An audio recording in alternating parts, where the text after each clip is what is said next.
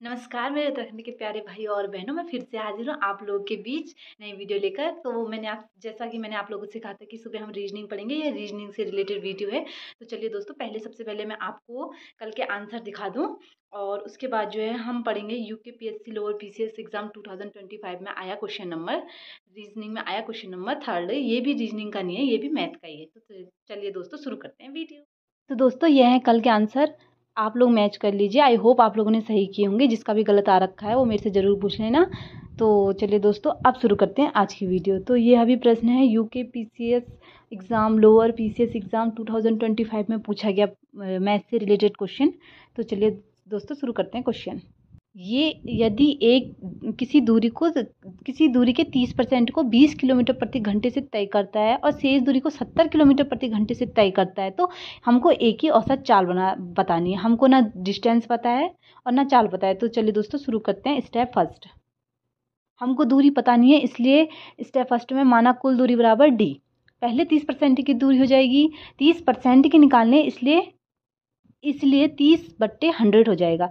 30 के एक जीरो में से 100 का एक जीरो कटा तो 3/10 बच गया। 10 का भाग अगर हम 3 देंगे तो 0.3 आएगा। ठीक है, इसे 20 किलोमीटर प्रति घंटे से तय करने में लगा समय बराबर क्या होता है, दूरी बट्टे चाल। दूरी हो गई हमारी 0.3 और चाल हो गई 20।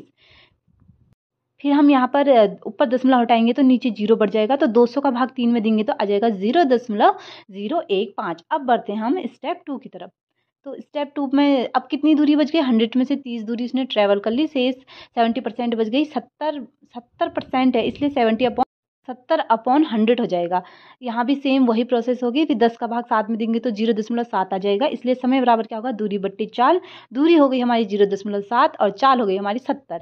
तो हम 700 का भाग 7 में देंगे तो आ जाएगा 0.01। अब बढ़ते हैं हम स्टेप 3 की तरफ।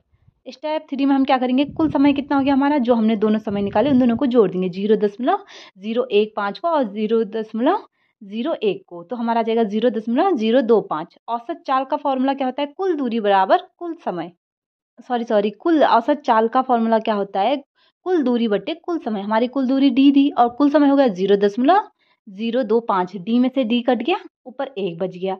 अब हम 0.025 का भाग 1 में देंगे, नीचे को दशमलव हटाना है तो ऊपर 0 बढ़ जाएगा।